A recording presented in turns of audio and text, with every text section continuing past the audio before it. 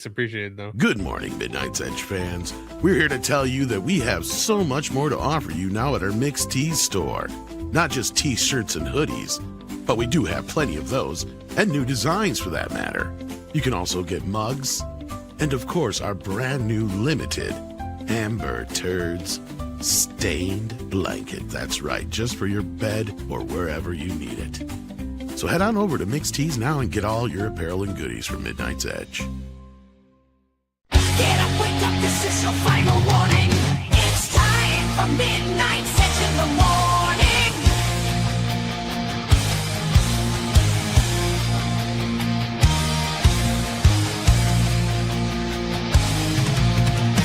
The gang is ready to go and it's time for the show.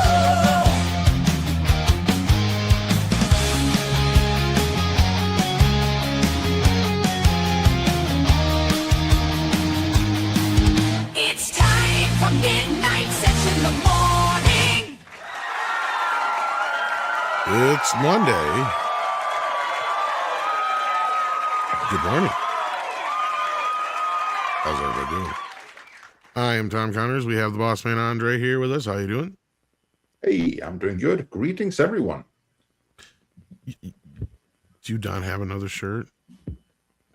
I do. I've been wearing 3 different shirts since the last time I had this. Well, we But it's haven't cool. seen them. Goes with the jacket. You must have like one of those schedules where like you wear the same clothes on every day. You know, that's one of my secrets. Do not share it. I'm not a detective, but I'm kind of something of an investigative reporter, so I pick up on these things. Yeah. So yeah, good morning, Andre, or actually good afternoon, evening over there for you. Indeed. Andre has a headphone mullet.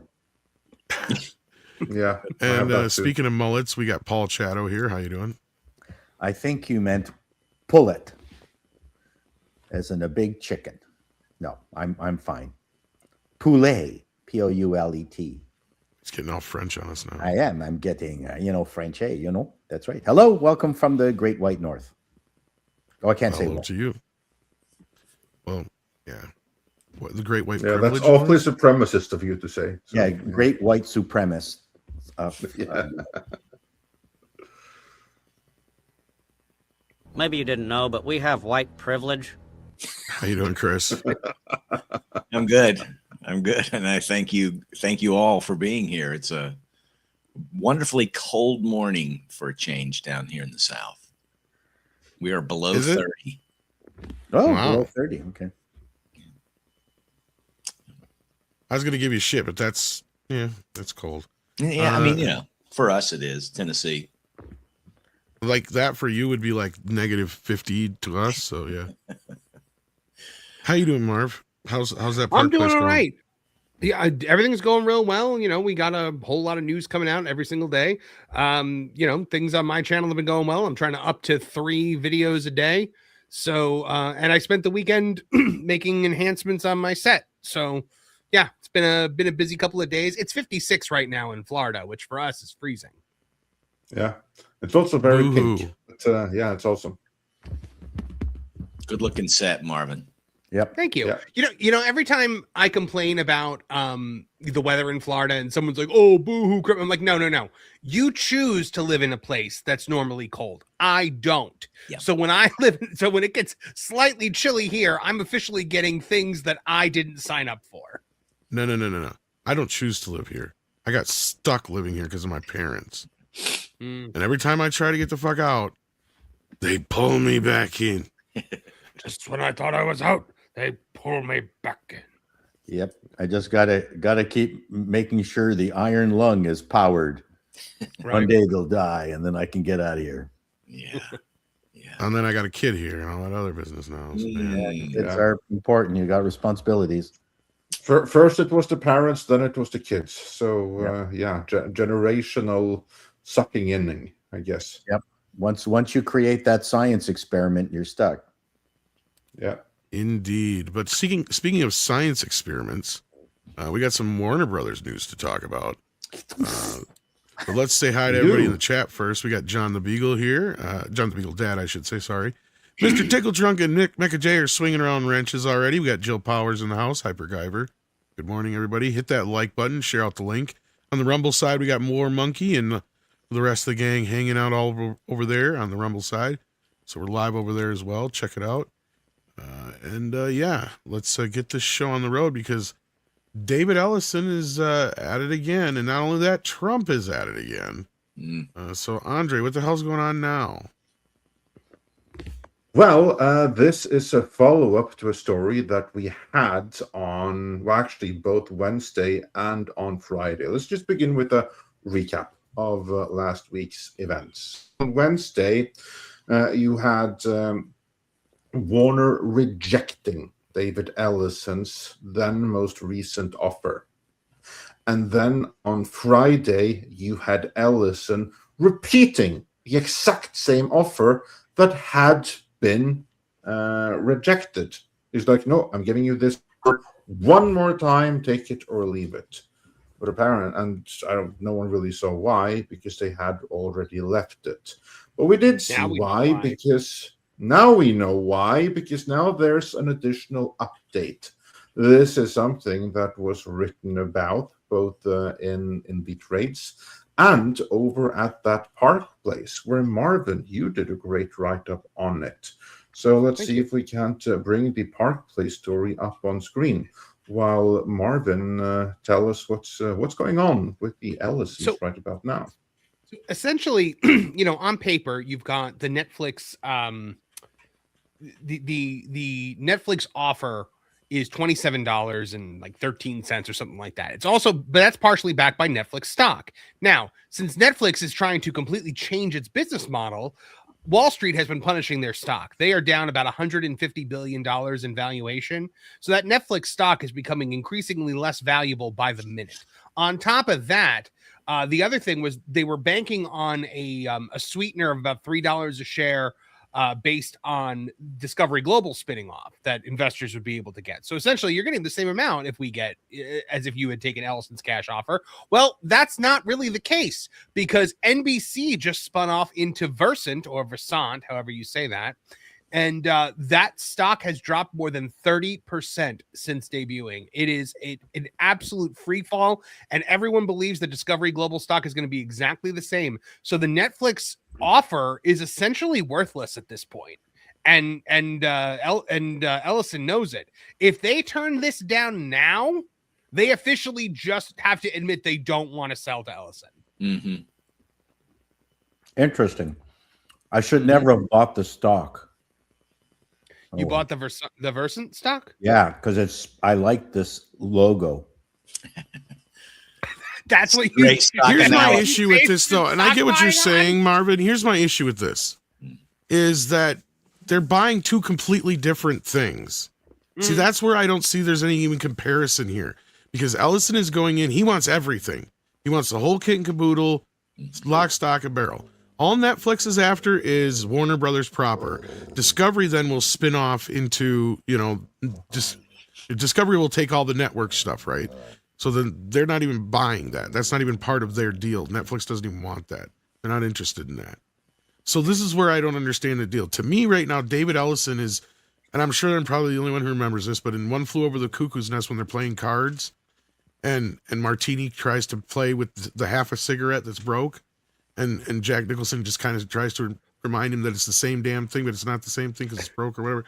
It's like, that's what I feel like with Ellison. He's crazy. Keeps offering the same offer over and over and over again, expecting some different outcome. It's like their number crunchers have done this or whatever's going on over there that they have done with their deal. They've figured out that it's worth more somehow with Netflix. And I can't argue that point because I don't know. Here's the issue that I see, Tom, is that I think what his point now is because of what Versant did when it hit the market, he's arguing that essentially Discovery Global is worthless and it's going to be worthless the second it hits the market. It's going to have the same stock fall that Versant had.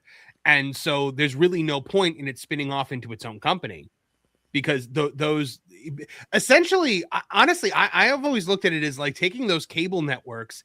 That's more a detriment than it is than it is any kind of. Well, that's the way Ellison's trying to portray it in a way, and I don't disagree with you there. But here's where I disagree with that is that's where I think that's something that's going to come between them in buying the company in the first place with the FTC, because once Paramount buys Warner Brothers, they will have control of well over 50% of the television market. And Marvin, don't diss the cable networks. It was the only way Yeah. I found out I could repaint the kitchen cabinets for very little money. That's true. No, I'm just saying, like, I don't understand this part. And then you got Trump involved now again. That's the other yeah. Well, the reason Flying Trump's the- involved, To me, is that's that- a bigger thing. the reason Trump is involved is that he wants to install Maduro as the new head of the studio. Wow. Couldn't do much worse All than these other previous. pieces. You just got to know all these pieces. Then we got, speaking of pieces, we have another piece to the puzzle here, maybe with Paulie. He's Hey. heard something on the ground in Nice. Hollywood. I'm a nice piece of ass. That's what I am. Hello, I don't know boy. about that. Nice to see you in your Corinthian leather. Yeah, man. Yeah. You know, in regards to Shadow painting his cupboards and stuff like that, he doesn't pay shit, man. I'm pissed off. Listen, checks in the mail, Paulie. Yeah, you cheap bastard. Good morning. Good morning. Good morning. Good morning, Good Mark. one. Morning, Paulie. Good morning. Pollywood. Pollywood. Oh, that, yeah. That's good. Ooh, Paulie, you should use that. Pollywood. I don't know. It sounds too much Yeah. too close to P wood. You know, the other word. I don't like No, that. it doesn't. No, it doesn't. All right. All right. That's Polly. money. Hooray. You for got to use it Polly. and don't Hooray cut for Shadow in on it. Pollywood. Right. Being the typical, you know, liberal gringo that he is, he'll try to like get 50% or something. Do I get to be the one to tell him that Pauly Shore used Pollywood like 30 years ago? Did he? You know, but- No Yeah. one remembers that. No one remembers that but the French. Yeah. He was on a podcast today. He looks like shit. I think Oof. I Boy, think part of look the other issue with the Warner Brothers board is a merger between Paramount and Warner Brothers is gonna, and at least this is what I'm hearing, it would have a junk credit rating right out of the gate, Right. Well, and Netflix is got an A rating. So Mm. this money is it's being bought with debt. Paramount would be, it's a cash offer, yeah, and they do want the whole kit and caboodle, like Tom said. But I and I don't want either team to get it, right? Like I've Yeah, said me that too. from the start. yeah, But I'm the same way. Script and I went through it all, and we're sitting here going, we think Paramount will have more of a problem buying it than Netflix will. And, you know, we've gone through all that kind of stuff. But again, Trump getting involved in this, I don't like him talking about it. No, I agree with you. Yeah, me too. I think it's stupid. It's childish. What Well, was Gotta it? get The involved in Golden everything Globes unless was how you close understand. these three were sitting between each other. Mhm. Did you notice that No. at the Golden Globes they were fairly close to each other, Yeah, there's a snapshot out right now. like a table or two away from each other, all three groups. There's a snapshot where with who is sitting with Zaslav. I don't know if you saw that, Andre. Yep. No, I I can try didn't to find notice it if that, you want me yeah. to. I think they Yeah, just please call him do. Zaz now, right? Yeah. Crazy Zaz. Jazz hands. Mostly Yeah, because he yeah. carves he carves tally marks. Is on- anybody going to give me He's credit black. for calling him Zaz way before Tom, you everybody get all else? the credit. Dude, Because I'll Tom, tell you where I got that created name. That was what everything, we give you my credit people for would call him.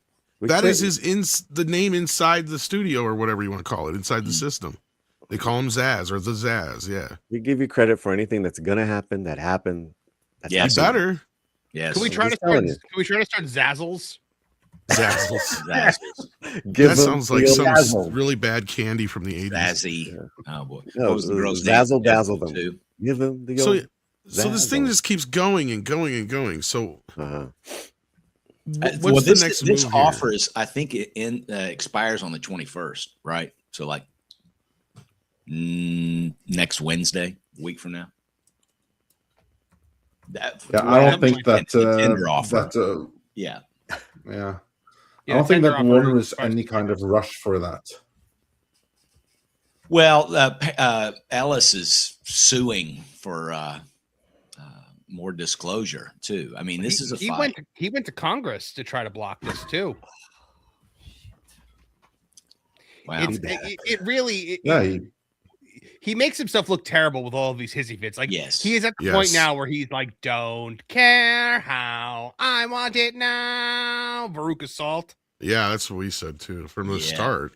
Give And Tom it's credit just for getting that. worse. Well, and Yeah. he's just getting worse. It's like, dude, just back off, chill. You don't even know if it's going to go through. You know Wait, what? Give Swoop him in credit after the for fact. persistence. What was that, Paul? Sorry. Give him credit for persistence. Yeah, but it's getting to the point where he's coming off like that creepy guy who Oh, won't yeah. take no for an answer, Oh yeah, I'm not disputing that. I'm just saying, hey, you or know, like almost mob tactics at this point. Well, and the thing that Ellison is fighting is that they just don't have they don't have the assets. They don't have a strong, like, what's Paramount done for streaming? You know, Well, they nothing. do have the Taylor Sheridan stuff, but that's going to be gone in the next couple of years, right? Okay, So, yeah, like, you just answered your own question. yeah, exactly. So, like, at the end of the day, and I've been pointing this out from the start, we don't even know if Ellison's going to do a good job with Paramount. Exactly. He's And they barely don't, been and they running the don't have a company. strong balance sheet like Netflix does. And at the end of the day, like, I don't I- like Netflix at all. So go ahead, Neither. Andre. I want everybody to lose. Yeah, no, I just want to say that I would love to be more excited about Ellison, and I would be if, for instance, he had done something serious with Star Trek. Mm. But so far, I remain thoroughly unimpressed with what little he has done. I mean, what we have those two guys who Hollywood are hoping are going to be like the new It team, the same guys who did Dungeons and Dragons, and they are doing a new Star Trek movie without them having a real plan of what to do with it beyond that. And Star Trek Academy is still coming out, 2 seasons of it. I mean, one of the reasons why I Star respect, Trek Academy respect was already in Zaslav the is because can when he went Ellison in. took over, wasn't it? Yeah, I Yes, know it was so. yes. Well, season 2 wasn't. Oh, yeah, That they're doing can season still 2. be no can still be excuse for that. scrapped and compare that. Unless it's like a Yeah, no, unless that's what I unless mean. it's like a Velma situation. Well, and that's the thing is we don't know what deals they made Yeah. to get the show made in the first place.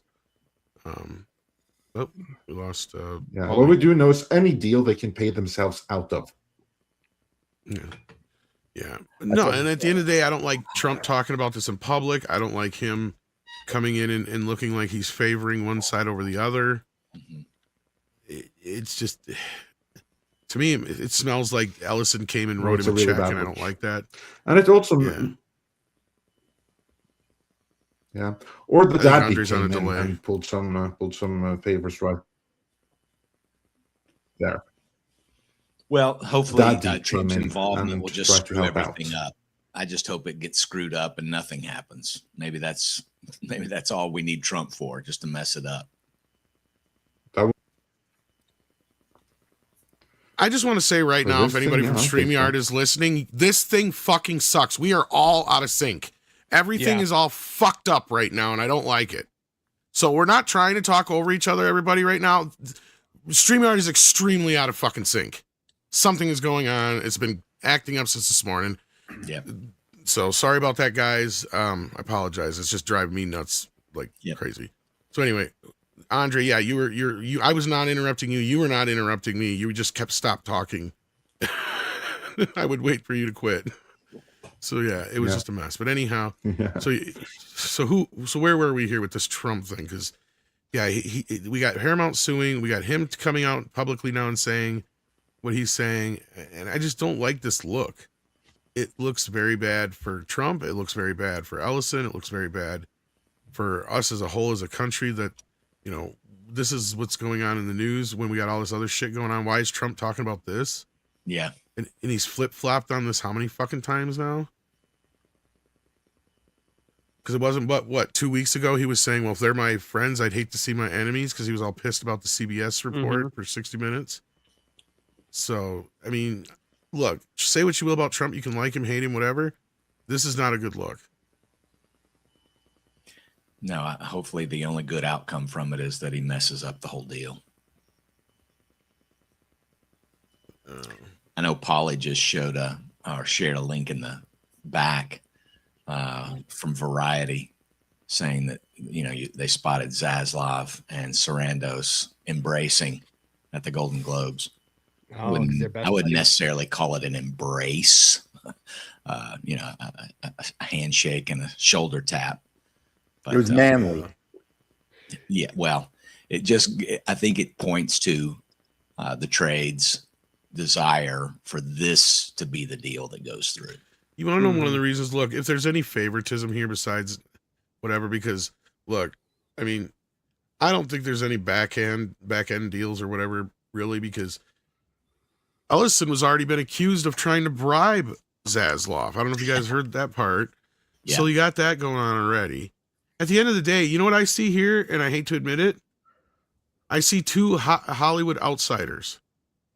These are two guys that everybody inside Hollywood fucking hates and treat like shit. But guess what? They're the two biggest winners right now.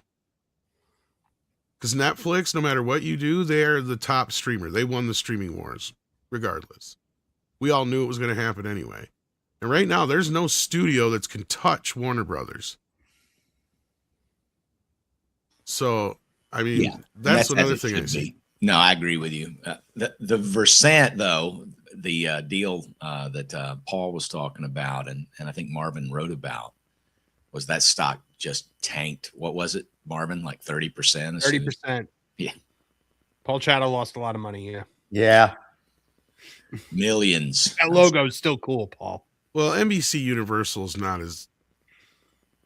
Look, they're not. I never wanted to count them out as anything. They were always kind of like the middle child, but they don't really have much of a horse in this race at the end of the day when it gets down to it. When it comes to the streaming side of things, they're fucked. Yeah. Peacock was a dumb idea. Peacock is ridiculous. It doesn't even. They don't even have all of their stuff on there. Like the Super Mario Brothers movie's not even on Peacock anymore. Well, no, because they need to be able to license it out so they can make some money. Yeah, and See, NBC that's used to be on Hulu. Yeah. So like, and this all goes back around to what, Andre and I said. It's like at the end of the day, you can only have one or two of these because you can't treat Netflix like it's a competitive or competitor to you. You have to basically just treat it like another distribution system, basically like another format. And Andre was brilliant with that analysis because he's right. As much as we hate to admit it, at the end of the day, you can't have much more than Netflix and Hulu. Because otherwise it just becomes like not only having VHS and beta, but a dozen other fucking different formats. And each studio decided we're going to do our own tape format. And this is how we're going to do that. That's exactly what happened. And nobody won at the end of the day. It's just a big loss for everybody across the board. Cable's dead. Network TV's dying. And it's all because of streaming. And instead of embracing that part of the entertainment industry, which is what streaming should have been, and streaming should just basically be your network and cable 2.0, which it's going to eventually be anyway, because here's another prediction I've said many times over. In the next couple of years, you're going to find that you can only buy Netflix or HBO or any of these other things if you take a 6 months to a year contract on them. And if you want to get out of it, it's going to cost you, because that's the only way they can continue to make money, because there's only so much money to go around with this stuff. And the only way you can make money on these things is if they sell them to other streamers, because when they're on their streaming service, they're not making shit. Well, and there's another issue, and that is usability. Most people will have already understood how Netflix works, how the remote works, how their interface works, and they actually have one of the best, to tell you the truth.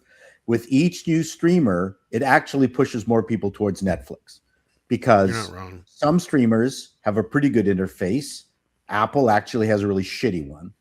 And you just get fed up and you go, okay, I don't want to deal with this particular interface. And notwithstanding the fact that one of the benefits of the cable model was you could just sit there on the couch, lie down, and just surf, just go up, up, up, up, up, down, down, down, down, and go through all the shows that were there. Whereas the this quote unquote better modern streaming thing is, let's say you want to go to, from a football game on I'm just saying, on Apple to a football game on Amazon, you got to shut the Apple thing down. Then you got to click over to the Prime interface, load that, wait for it, the stupid fucking smile to animate. And then, you pick yourself, your account, and then you go to the Seahawks game. Watch a few minutes of that. No, I want to go to something else. Shut it down. Like it's one of the things nobody is talking about is the user experience. and they've got to fix that. It needs to be more like almost a smartphone interface where Everything's if there. you're watching video, it can go down into the corner while you go to open a new app or whatever, or you could keep it full screen, or you could be listening to it in the background while you switch. If you're going to go through these stupid startups and logo animation and all that and choosing profile, they've got to figure out a way that you don't have to shut down the last one. Well, they have figured it out. It's called YouTube. YouTube has got the best interface. Yeah. Yeah. So anyway, Well, I can't believe none of them have like a watch. I can't believe none of them have like this. And you're right, Paul. And here's something we're what, almost 20 years into the streaming thing now, 15 at least. And yet you have none. Yeah, you have none of them where I can do like a watch list on, except for YouTube. You're 100% right. Like I can't go through Hulu or YouTube or Netflix and set up my whole little playlist so I can just hit it and play it to where it's like it plays like a whole night or days worth of TV on me. Yeah, your favorites. You can't autoplay all your favorites. Well, not even autoplay, but I can't even set it up like I want to watch the new episode of Landman and the new episode of this and an episode of this and this movie and set it up for the day, and I don't even have to touch nothing. It just plays it. Because people are learning how to do that with like their Plex servers and stuff like that. Yeah. And they even got it to where they can make it feel and look like it's old 80s television and stuff like that. So you can't tell me the streamers are not even doing any of this stuff. I think they need a pull list. There ought to be an app that's a pull list that you could set, and then it pulls it from whatever your subscriptions are and maybe suggests, oh, well, this show's expiring soon. It's only available on Hulu now or whatever. You mentioned Plex. I finally pulled the trigger and bought the lifetime deal on Plex, and I was shocked at how now I've got captions. Now I can skip the credits. Now I can do things that I wasn't able to do before. You know, obviously that the software was able to do, but they weren't going to let you do it unless you paid. But there ought to be some kind of an app that does exactly what you're saying. And I think Plex has a little bit of that, but you're right. I think a pull list would be great. So, but if you go on like Roku, on the Roku interface, you can just search for any show and it'll give you the streaming service that corresponds to it. I think you're right. Yeah. I think you're right. Yeah. So that's how I find stuff. Chrome. I just go on Roku and I put in like, Chromecast, whatever I'm looking for. Yeah. Yeah. But that's not even exactly what I'm talking about. But like, I mean, it's close. But like I don't remember who sent it to us, but I know it was one of you guys here on the panel or somebody on my Midnight Edge After Dark, where people have set up their Plex. Like I said, they have it's like you're watching TV. You can literally flip through your stuff like you're watching TV. It even inserts commercials and ad and the bumpers and all that kind of stuff. But anyhow, that's one thing. Is you're right, Paul. Innovation is not there. They haven't really done anything to innovate or expand upon or build upon or make the user interface experience any better than it was before. Yep, it has not changed at all. They want to keep you on their ecosystem. Yes. They don't want you to go to Hulu.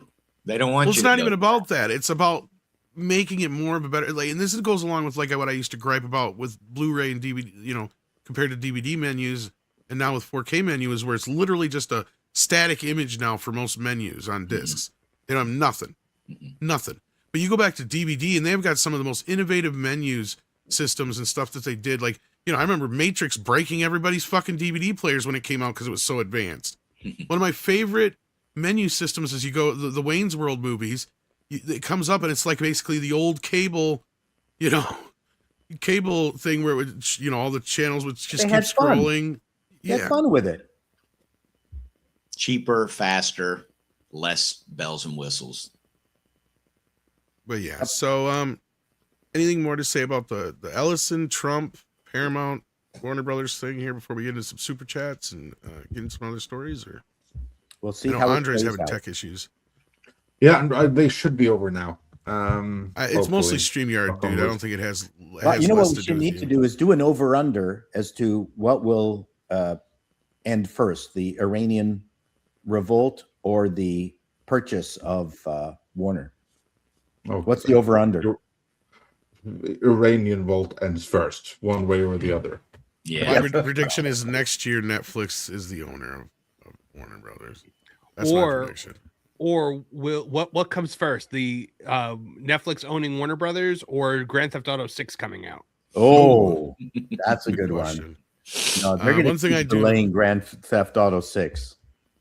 They're already saying it's going to get delayed into 2027 again. Well, they're de-woking it. I hope so. Oh, I guarantee you. Oh, totally. But which one is going to be woker in the end? Netflix or Grand Theft Auto? Netflix is Netflix. selectively woke. Netflix has no desire to not be woke. That's the thing. Netflix is like I think Netflix is a woker company than Disney at this point. I guess it depends on how you look at it. Yeah. Well, so like Disney recently did that thing where they took out the thing from the baseball show, the cartoon show, where you had the kid with the gender politics, and they were like, oh, because parents want to be able to to have that conversation with their kids, was their explanation. Netflix would never say that in a million years. I hate to put it to this way. Like, the difference I feel is that, like, Disney is ran by like Bob Iger and his team, right? Like, they are literally injecting the shit that they're making with this stuff. Like, it's like a note from the top. Like, I don't see Ted Sarandos sitting around going, Yeah, I agree. Put gay characters in Stranger Things. Put more black women in this. We need more this and this. Like, he doesn't give a fuck. He has no say or sway over any of that shit. He doesn't give a shit. Because Netflix doesn't actually really produce any of their stuff. It's just more or less it just gets brought to them in their distribution system. Sure, they have money involved with it. But, like, I don't think he's giving notes. Are the ones doing it? I absolutely fucking do. And this is where I said before with the Duffer Brothers, if I was fucking David Ellison right now, I'd quit worrying about this fucking Warner Brothers deal and worry about the fucking fact that I've got this fucking deal with the Duffer Brothers for the next 5 years. And these guys just tanked one of the biggest shows in the last 10 years. And not only that, you've got how many other franchises that need to be fixed right now? David, worry about the car that's in your garage now before you keep, and this is what I keep telling my kid. For some reason, he's got this obsession with vehicles. It's like, dude, worry about the one you got now. Quit worrying about the one down the road. Let's get, like, get you through the one first and see if you can even drive it down the road. I think we need more Brokeback hockey. You gay Canadian bastard. You know, well, that's a Netflix show right there. They've got a show with two hockey players and their unrequited love. Well, actually, it's quite requited. But yeah, that's what hockey's known for. Well, speaking of hockey, did you see they did remade Youngblood? Youngblood's the one, yeah. Yeah, you should watch Shoresy if you want a hockey show. Watch. I do love Shoresy. Let's see what's going on in the chat. We got Mario Trillo who's here for 36 months. Thank you for that. Hopefully, he hasn't been waiting that long for this episode. M. Miller is here and he says, "Bet how badly Academy does this weekend for Tracker. I don't even think it's going to register. I don't think anybody cares. Yeah, I don't think so we either. in this YouTube sphere care more. And we don't care anymore because we know no one else cares. We do a video, it's going to be the biggest flop we can do that month. Mm-hmm. Yeah, if we do a Star Trek video, we almost have to mix it with something else now to make it worthwhile. Because nobody cares. Yeah, I was thinking about covering it on my channel, and I was like, "There's no point. It's dead." Like I can't even get traction with Star Wars stuff anymore because nobody cares. Yep. Yeah. Pilgrim Media says, "Can we get a rim show after Mr. Chattel or rim shot?" I think you meant rim shot. I hope so. Every time that's going to get annoying every time, but I You am have to contractually be- obligated to do it when it's funny. Yeah, you have to be very, smart about your rim shots. Yeah. That's right. Yeah. Tom would know. I the- think Tom has claimed rim shots as well. I think I know how to use them well. Hey, Captain JPS47 is here, and he says Mark Rubio has taken over Warner Brothers. He has to take over Warner Brothers. So the joke is that he's going to be president of Venezuela, that he's going to be president of Cuba. So it's funny. Oh, eh. Then Grimzilla says Trump is just messing with Hollywood's TDS. Maybe. I think it goes beyond that. I think Trump has to be involved in everything. He has to be involved in the conversation with absolutely everything. I think it's an ego-driven thing. I also think he's trying to keep himself popular with his base. And right now, after Stranger Things, a lot of people on the right hate Netflix like more than ever. So now if he's against Netflix, then it makes him more popular with them. I think there's something to that. Which it wasn't, but I think there probably is. If people are mad at that moment of gayness in episode 8 of Netflix, they got a problem. I don't think anybody's really mad about that, Paul. No, there are people. Not that I don't know. I think it's a little bit more nuanced than that. And I think throwing that kind of a blanket over it is part of the problem that we've been dealing with the last 10 years. And hear me out here for a second. Because I have not heard not one single person come out and say, you know what? We don't need this gay character. It has nothing to do with the fact that they're gay. In fact, most people say we already knew the character was gay. Yeah. The part we have a problem with is the fact that they brought the show to a complete dead stop. Right. For this guy to have this come out party in the middle of this event. Right? It's like was a you're terrible battling scene. these dark forces, and all of a sudden you drop everything just to have this coming out fucking party. Well, I don't want to belabor this particular discussion, but that show was filled with many long expositions that could have been deleted. This was just one of them.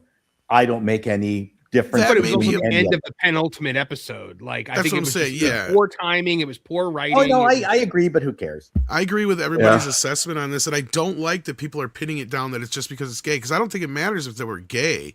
It just matters if it was about any other shield. personal bullshit, right? Like, Well, if he had Definitely, said, yeah. if he had admitted I shoplifted back in so and so, or I'm in who love fucking cares? girl, and, you know, it still would have been cheesy, but it wouldn't have caught the viral. Even if it was think hetero. it's something. Yeah, I think it's uniquely because Hollywood has been pushing it too much, too hard, and because of that, a great number of people are gun shy and have virtually post woke traumatic stress and are hypersensitive to it and therefore react violently to things that just 2 years ago wouldn't have thought twice about. I know there's like some 100%. people who now against themselves, they don't mean to be, there's like, oh, dude, there's a black person on screen, switch off. And I'm not saying that's a good thing. I'm not defending it. Yeah. Not at all. But this is a response to when people have been force fed so much various stuff that people then swing too hard the other way and become hypersensitive. That is, again, not defending it, but there's a reason why people think that and react so violently. No, I Because agree with when this you- 100%. Yeah. When you really try to push a certain message on someone and you fail, you try to change an attitude and you fail, it's going to go the other way really, really hard. Which is why if you want to try to change someone's attitude, you have to be damn sure that you're successful at it. Because if you don't, they're going to dig in harder into the original attitude. And if that original attitude was neutral, mildly positive, it might suddenly become negative. Just Well, because so- it's pushed too hard. To reinforce that, Andre, everyone who I know that saw Ballerina and Furiosa say that those movies were great. And the problem is they flopped because no one saw them because everybody was so done with girl power movies. There was a girl woman on boss- the poster. That was enough. Yep. That It killed didn't matter that it was actually a good movie. Good movies are falling through the cracks now because people are just exhausted. And the shields are up. I think there's a little bit more. It goes back to September 2020. Okay. We don't trust Netflix anymore because they put cuties out. So now anytime Netflix does anything that's just a little bit hinky, we're pissed because it's like, look, we already caught you touching our kids in the backyard back in 2020. Okay. Right. We're going to keep our eye on you. You know what I mean? Well, and Especially I if you hate to still let them in your house. I unsubscribed back then. I don't subscribe to Netflix. Me too, and I don't disagree with you, Chris. I thought that was a bad move, and the bad move was not removing it.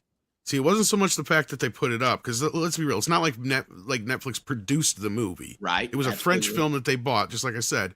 Yep. Keeping it on there, keeping it up was the problem.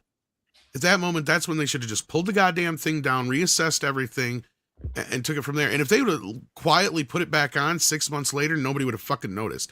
In fact, I said this then. I said, if anything, we're bringing more attention to this goddamn thing. Sure. Nobody would have watched the motherfucker to begin with if it wasn't for us all bringing it up anyhow. But at the other side of this, you have where he's defended Dave Chappelle.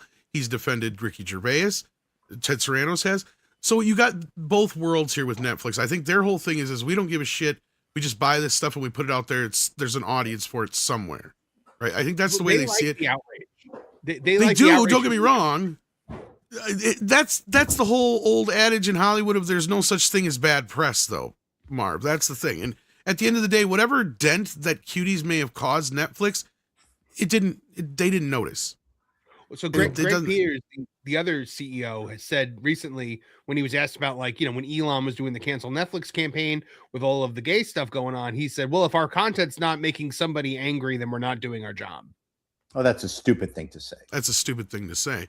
But like, just to kind of wrap it back around the whole Stranger Things thing is like, Paul, like, I'm not like trying to argue with you about it, but like, I see it as like, this thing is, to me, it has nothing to do with the fact that the character's gay. It has to do with the fact that they stopped everything at that moment. Yeah. But like I said, they stopped the whole show several times. Oh yeah, I'm not disagreeing with you there either. And then anyway. BAGH4EX. So what would that be? Bog Forex? I don't want to screw it up. Forex. I think he's trying to make you say something dirty. Watch it. Probably. I don't care. I'll say it. Tom, did you Or ever it could be a do the right Warhammer thing? for all we know as well.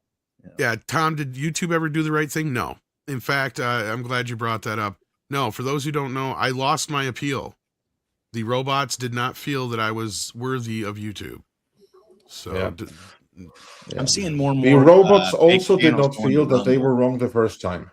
Yeah, Yeah. they were.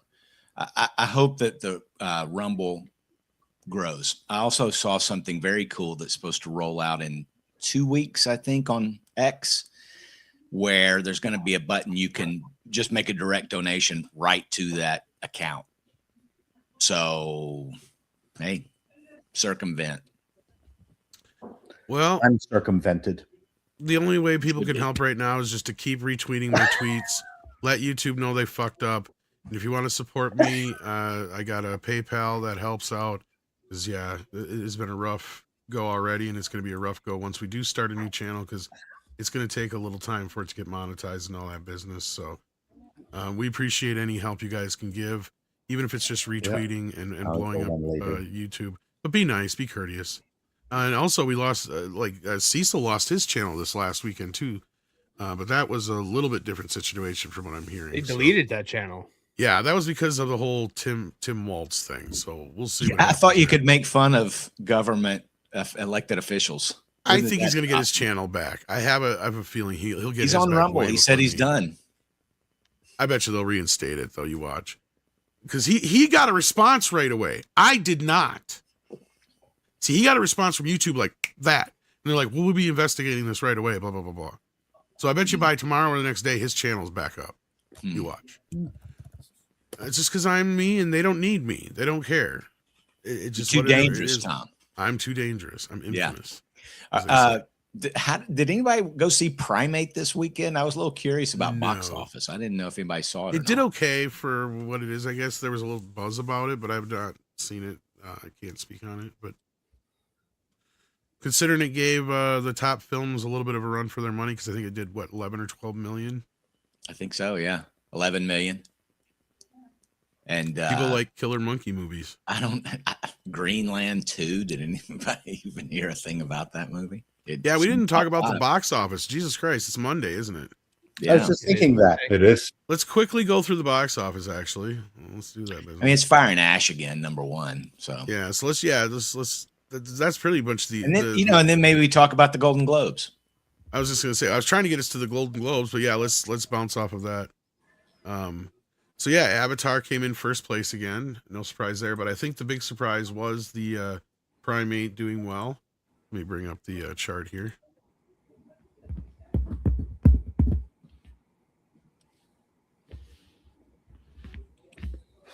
Don't everybody fucking talk at once while I'm not talking. We're letting you bring up the reading. chart. I know. While I'm doing that, that was kind of like you guys go ahead We're and waiting talk. with bated breath. You know what? We were. My computer's yeah. running like shit today. That's all I'm going to say, guys. It's between that Dead, and dead everything air else. is not a bad thing. It is a very bad thing. Very You're bad not. thing. You're doing your radio DJ hyperventilating. Real quick, just to go back to Marvin's piece over at that Park Place, I have one correction, Marvin. It's MS Now, not MSNBC. Yes, yeah. In my video today, I do talk about the fact that it's Okay. MS now. Minor I just didn't think that anybody would know what I was talking about. if I Nobody said does. No, I know. We're Yeah. talking about things no one knows or cares about. Just thought I'd fill that dead air. Yeah. We All right. always have some besserwisser ready to correct you. So real quickly, here's the box office from this weekend. We got Avatar: Fire and Ash firing in 21 million, adding to its total cume. We got Primate with 11.3. That was the surprise that it bumped up to the second place. Do not underestimate horror, as we say, especially when everything else is shit. The Housemaid's hanging in there, and then Zootopia 2 as well is hanging in there. Then you got Greenland 2 Migration, as Chris brought up. Lord knows what that is. No, that's Trump wanting to buy Greenland. Oh, You That's got what good he's gonna call timing it? for it. We're gonna call it Greenland 2. It's better than the original. Greenland 2, Well, Electric Boogaloo. Yeah. I mean, they really should delay that movie. Should have delayed that movie's release by a couple of weeks until Trump really did invade Greenland or Denmark or something. But yeah, opportunity lost there. So, But Anaconda's hanging in there, and Andre, you saw it, and I think it crossed the $100 million mark this weekend, which is not a it bad did, feat. yes. And I stand by. It's a super fun movie. I had so much fun with it, as did I think most people who saw it. That Housemaid movie's got gams. I mean legs. This thing is at 192 plus million globally. You know, it would be so much bigger if Paul Feig wouldn't have made Ghostbusters. No, I'm not even kidding. Back We're to laughing about it, but no, Ghostbusters. he fucked his career. He completely fucked his career, and I wish he'd quit blaming everybody else for it. Yeah, but he's back now. Yeah, I don't give a movie. shit. Yeah, He that could be movie is 10 times simple bigger. No, But this but movie, Paulie, yeah. he could be. He could have been 10 times bigger right now. He could basically be the Quentin Tarantino of comedies Yeah. if Yeah, he had he not could made have. fucking Ghostbusters. He just needs to shut up. We You're can't absolutely right. count on that. And it was a bad movie. It was a terrible No, but movie. Paul, hear me out here, because here's the thing: he was on this track of becoming like bigger than Judd Apatow. Like there was no That's other not right. bigger comedy voice at that point. Between The Heat, Bridesmaids got fucking Oscar nominations for Yeah, fuck's sake. That was The a Heat. touchstone. He was on this road to becoming the biggest comedic director of our era at this time, and he fucked it. He fucked it in the ass by deciding to do Ghostbusters, and he tries to blame it on everybody else. It's like, no, you screwed the pooch, dude, because you decided to take this on, and you put yourself in director jail from there on out. And that's where this is a little comeback for him with his last 4 or 5 movies. Finally making he could be this big thing. We could be celebrating this thing where he's this That's still 2020. never-ending success. Yeah. 2020. You make your thing. You think it's great, and then sometimes all hell breaks loose. Yeah, I don't and know. that And was that's 10 what years. happened here. So Yeah. so yeah, good for This him. is Like his- yeah, fine. But it's really the performances that everyone's talking about, and it's hitting home with the chicks. Well, even that Christmas movie, they Lunatic. hid that he was Amanda's part Lu- of the fucking movie. Mm. Sorry, Paulie. Amanda's- This No, is no, his it's all right. highest I'm just- grossing I'm- non-comedy. dead. It's a hit. Go ahead, Polly. Paul. No, Amanda's great performance as a lunatic, and then Homegirl's Chi-Chi's, that's a hit. So there you What's go. He's a an cheat? interesting guy. I actually made a comment on when it was back in Twitter about something. I think it was, I thought, a very reasonable comment around our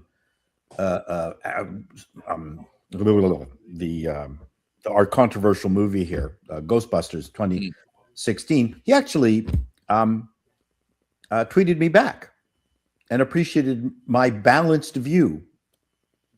I thought that was No, pretty that's nice nice of of him. him. Yeah. So, You heard it anyway, here first, folks. yeah, I just Yeah. recall. Oh yeah, right. Iggy is reasonable. This is his biggest grossing movie that's not a comedy. So I think Right. he's back. That's been 10 years. Ghostbusters 2016, 10 years ago. If he'll just stick to it and give good press and this movie has a fun twist. There's a series of books. So good on them. Good on Feige. Good on Sweeney. It's her biggest movie ever. So Then Yeah. they already greenlit too, right? yeah. Yeah, and Yeah.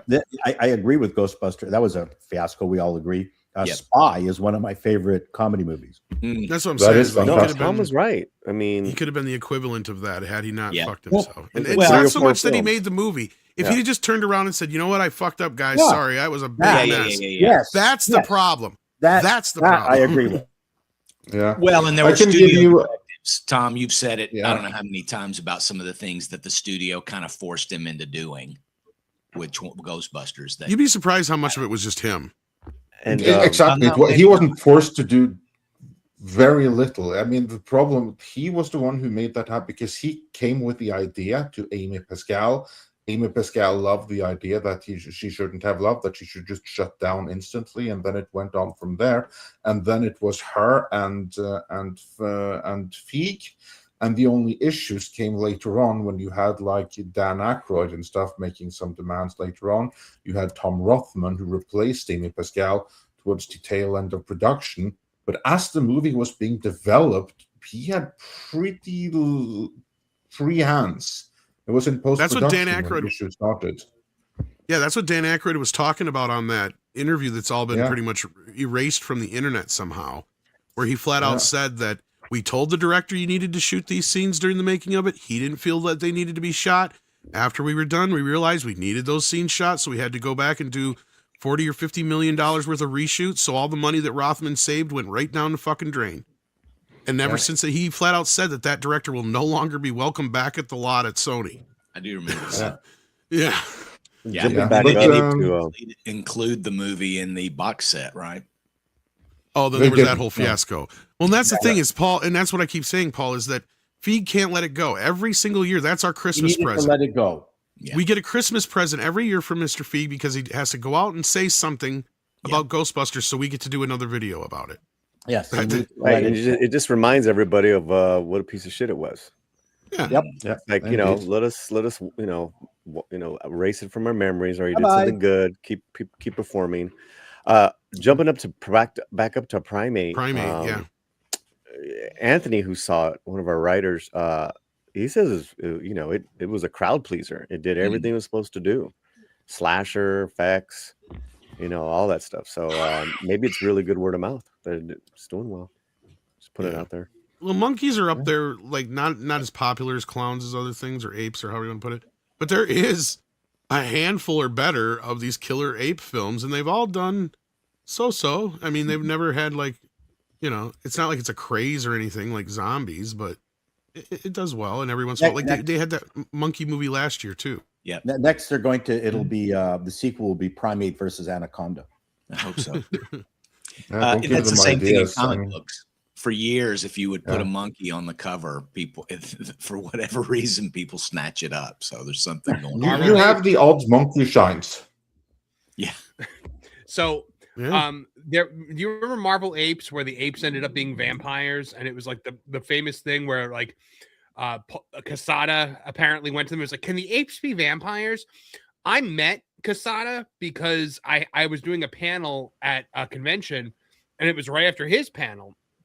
And so he's coming down and he sees me and we shake hands. I said, "Hey, how's it going? I'm Marv. Can the apes be vampires, huh?"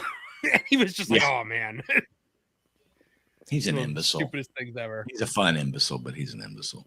Yeah, so not a Easy. major box office weekend shot. Nah. I almost called it Chakra. Primate is probably the big winner this weekend if you really look at things. They don't even have the total here at the bottom this time.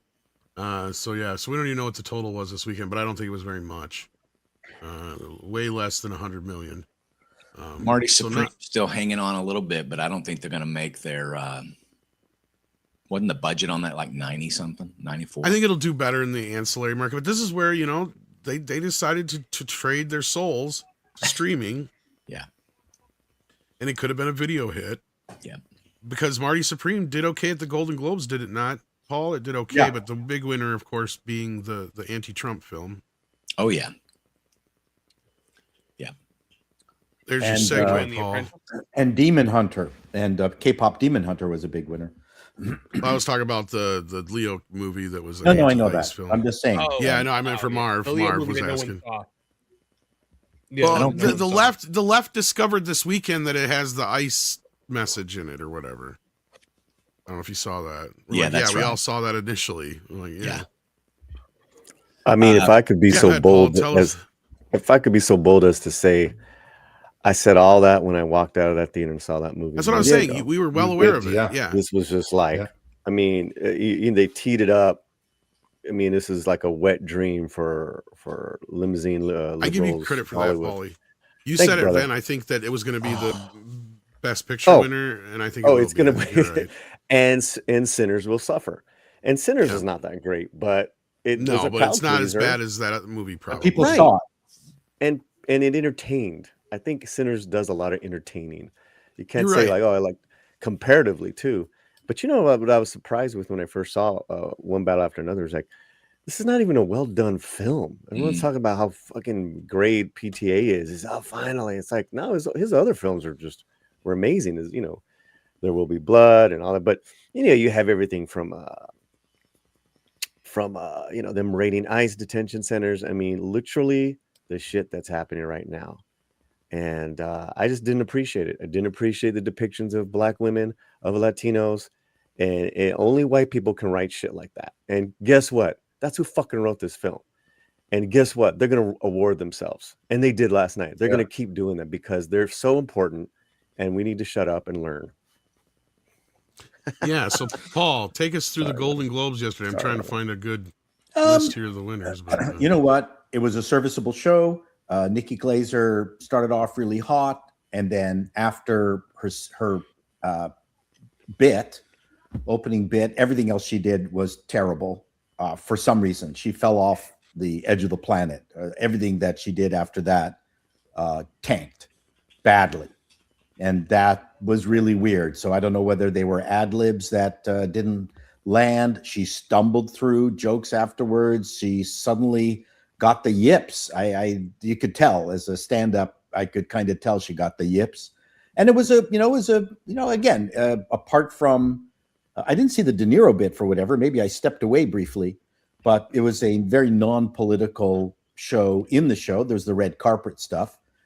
Chad, I think I know how you might have missed it. If you thought Alf was up there saying "fuck Trump," it was actually Robert De Niro. well, and this is where it was funny because Bill Maher was getting enough shit on the red carpet for not wearing the pin or whatever in support of what's her face, the Minnesota lesbian, and then you got people along with De Niro wasn't the only one to say it, but he was the big one. And this is the bit. Oh, this is the Tony Awards. Never mind. Fuck Trump. Yeah, so it wasn't in the Yeah, show. that was just a rumor going around today. No, I didn't see it. So I mean, I No. saw the show and it was fine and totally serviceable. It was clear that the actors were written the riot act, that they weren't supposed to talk about Gaza or any place. Anyone. And people complain, oh, they should have at least talked about Iran. And I'm thinking, no, actually, you're way better to not talk about anything political. In what universe do we need actors to talk about these? Well, no, things? that's exactly right. It does not help. It doesn't help the show. The main problem I have is that it's teeing up one battle after another for the Oscars, and the Oscars have got to start. I don't care what porn movie outdid one battle after another. They need to award more popular fare, or no one is going to come back to the Oscars. And YouTube, which I guess gets the show in 28. 29, I think. they're going to have just a skeleton of a show to show if they're not awarding popular movies, because no one cares. So anyways, yes, you were right that one battle after another is a wet dream for Democrats. And I think that's problematic. They should award it to Sinners last year rather than Anora. They should have just given it to Wicked. Like, just make it popular. Well, it should have been, it should have been, F1 should have been in here. I mean, it's it's just one of the best movies of last year, period. Yeah, that's you know what, I completely forgot about that. And it should be. It'll probably be in that massive list that the Oscars, because they nominate 30 movies for best movie, right? Yeah, in any sane year, Frankenstein of these that were nominated, guys, Frankenstein should have won, but they gave it to Hamnet, a movie that fucking nobody saw. And the thing is, you can tell when K-pop Demon Hunter won best song and best animation, the audience cheered. Like it wasn't half-assed clapping, because people actually saw it. I think it's the most popular movie on YouTube ever, right? 500,000 streams.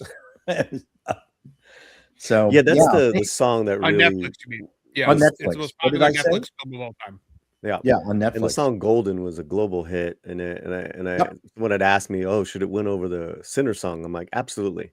The Sinner song's really good, but it's like there's no comparison, and it won. That's where it did deserve to win. Yeah, absolutely. It was 7 out of the top 10 Halloween costumes last year. Yeah, K-pop TV winners. I mean, Yep. it's a phenomenon. The Macy's Thanksgiving Day Parade saw a rating spike because they performed on it. Mhm. The fact that they can't get a sequel out until 2029, I think, is the worst thing for this franchise. Yeah, that's too bad. Well, we're waiting for everything. I mean, we're waiting for Pluribus. I don't know how many years. I mean, this is the goofiness of the new Hollywood. So overall, it was a reasonable show. There are a couple things that stood out. Was Wanda Sykes's weak gag against Bill Maher and Ricky Gervais. Bill Maher, she castigated him for doing anti-Democrat jokes on his show, and then she did the anti-trans Ricky Gervais thing. And the first thing I thought of was, well, what are you doing, Wanda? Are you advocating for censorship? Yeah. Yep. Your stand up. You weren't very funny. I couldn't understand half the things that you were saying because you were garbling. You know when she was funny is when she had in Curb Your Enthusiasm, when she had a script and lines. Yeah. That was the last time she was funny. Hey, She's you a know what? funny I liked her on character. Marvelous Mrs. Maisel when she played Mom's Mabel. Mom's There you go. This is a script. Yep. Yep. With a She's script. She's a great character. She had a bit back to this Oscar or whatever this award Golden thing Globes. with was it with Mark from Mark Variety, basically telling him like, we need to stop this rogue government. She literally said that, like, we need to shut down this rogue government. No, that's Rogue Who impressive. is Wanda Sykes? Can you imagine if, for instance, Woody Harrelson or some other conservative has said that during the Biden era? Well, they don't have free reign to do that, and they don't have the angels on their shoulders. Only the left have angels on their shoulders. Yeah. Or if you were to do that in the UK, I mean, you'd be arrested for that. Oh, So, 100%. anyways, to me, it's interesting that people cheered for Wanda Sykes' need to censor other comedians. And where was this filmed? Who are in the audience? What's the attitude of the LA. people who are physically there in the room? Exactly. The people who are there in the room, they cheer because they're in total agreement. Yeah, bring on censorship. As long as we censor the right people, they're all for censorship. But they didn't see I it mean, as it's not- censorship. No, to them, it's just a matter of like you're removing hate speech and protecting Right. the one true opinion. It's not censorship. I mean, that's just being a good global citizen of the world, to paraphrase Bob Iger. And the only other thing that stuck in my craw, it was the Weird Podcast Award. And what was The interesting podcast is where that that didn't involve Joe Rogan at all. it didn't involve Joe Rogan, one. Number two, they were all privileged ex-Hollywood basement dwellers. Now, Amy Yep. Poehler is still a talented person, but these are all people who have run away or now have their only platform is podcasting, and it completely went counter to the grassroots nature of podcasts. Podcasting, was created by people who couldn't, let's say, get into Hollywood, and If anything, like their own right.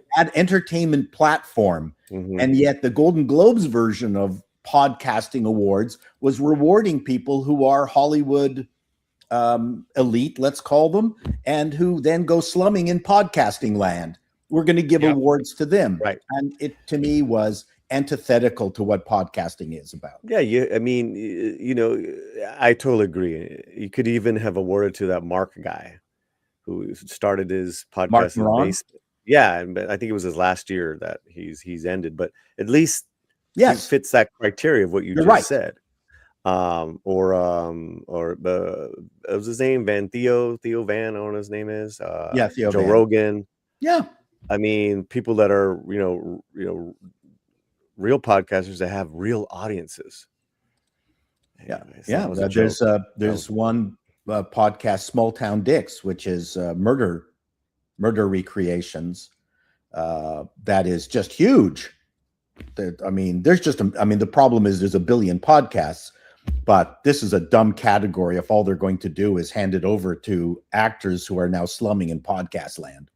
Yeah, it's worse Yeah. than giving Jethro Tull the medal Grammy that time. Yes, that was 'Cause stupid. It's about is the new equivalent. media. Podcasting is new media. It's outside the establishment. Right. It's supposed to be counterculture. And by including it in the Golden Globes and nominating people like Amy Poehler and a bunch of other Hollywood elites, it was just pure, utter nonsense. It was trying to reclaim new media and give it to old media because they can't compete with it. Pretty Mhm. much, yeah. That's the only other thing that's you stuck in left my Joe Rogan out of the equation, the biggest podcast on the planet, and we all know why. Yeah, it's pretty obvious. So was the Why'd you end up Jason winning that Bateman job? thing? Was that real, Paul, or was that a bit? What? Did you see the Jason Bateman thing where he was all upset because whoever That's it was a bit. That was a bit. was it? Okay, that's what I thought. But really, one last thing on the podcast with stuff with Rogan. You think about of the last year, just the people who he's had on. It's so prolific. It's a no-brainer. You should award him. It's just really too bad, because he does have a lot of Hollywood friends too that are literally on the show. Literally And come let's on not the forget, show. he invited Kamala on. She wouldn't go. Yeah, but forget the Yeah. forget the politicals. That I'm talking about, like the Ethan Hawks. He's not wrong. Oh, I agree. He's taken the place of the Johnny Carson, David Letterman, whoever you want to say it. Like That's what I'm trying to that tell is you. the platform you want to be on to promote your stuff because you get 100 million write-ups from that interview, right? Like Clips, Billy Bob Thornton and all those all other that ones we shit. just saw recently. That's what they're for. Like Josh Brolin. They're there to And- promote some movie or TV show, and then they Mhm. get into this big long discussion with him. And Bill Maher is another one with his one that he does, not the After regular Hours? show, but the after hour one where he No, does. the basement dwelling one. Yes. Yeah, and that's another one I feel like that That's should a have great possibly show. been nominated. Yeah. 'Cause Oh, those are the two original- most popular shows right now that are getting write-ups constantly, and you get 100 of them from every episode. So yeah, Yeah, the Bill Maher basement dwelling podcast is a legitimate podcast. He talks too much, but his interview with Club Woody Random. Allen. No, who else would platform Woody Allen right now in Hollywood? yeah. Like no one. And he had a fantastic interview with him. Might be Really? the last interview that he does. Wow, I didn't see that one. It's fantastic. But yeah, so was there any other highlights, Paul, from the Golden Globes that you No, want to that's bring it. up? I mean, actually, it was nice to see a kind of a calm, a calm show, and people looked good. And we'll see what happens with the Oscars. But if the Oscars give it the Oscar to one battle after another, it's just going to be another Anora, What do you mean if? another Asnora. Yeah, like Paulie said, what do you mean if? Yeah. So yeah. Well, let's Yeah. get into some Rumble rants and super chats. Kalekioki sent in a few Rumble rants on the Rumble side to say, I'm hearing ramblings that it's more and more unlikely Netflix will be able to get the deal through regulators. If regulators deny this, can Warner flat out say no to deal or say they will be forced to go with Paramount? Well, they won't be forced to go with anybody unless there's a hostile takeover. Yeah, Then it's here's up to the the thing. board. Yeah, the way that works is that the board can recommend to the shareholders whether the shareholders want to accept the offer or not. But that's all they can do because it's ultimately the shareholders' decision. And then the board can recommend. And if the shareholders want to sell anyway, regardless of what the board thinks about it, then it's a hostile takeover. Now, both of those can, in principle, happen. As we said before, some of the shareholders will be swayed by the offer from Paramount because, hey, that means money in the pocket right now. And depending on when you invested in the company, you actually might make a nice chunk of money here. If you just got invested at some other time, you're barely over water. You have more incentive to wait for the long game here. But yeah, many will be tempted. But this thing, it's not over. It's ultimately up to the shareholders. And if the shareholders want to go with someone else, that's going to happen. No one can force a sale. That's not going to happen. They can block a sale. They can't force it to happen. No one can do that. And I'm not so sure Paramount wouldn't have the same or more legal hurdles or regulatory hurdles than Netflix would. But we'll have to see. It's a matter of who is pushing their thumb on the scale. That does matter, which is why it's really, really bad optics for Trump to weigh in here in the first place, because it absolutely is. Yeah. And then you got Kalekioki again with a two-parter who says on the Rumble side, can Warner force companies to buy them out wholesale and not piece by piece? Second, how important is it to stick to a company? To me, stock is another form of gambling. Many people are investing in Warner because people perceive to be sold soon. If that's the case, why not invest in it beforehand when they weren't having all these successes in the box office? Oh, well, that's kind of what Andre was just saying, is the people who are going to win the most from this are the ones who are invested the longest, right? Yeah. And have the most. Or actually, the people who are going to invest on the most on this are the ones that bought shares right after they were degraded and turned into virtually a junk bond. Those are the ones who are going to earn the absolute most. But that aside, what was the question again? Okay? So the first, it was a several parter. So it said, yeah, I know that's why I got confused. It was a stock timing question, and you can't time a stock. That's the thing.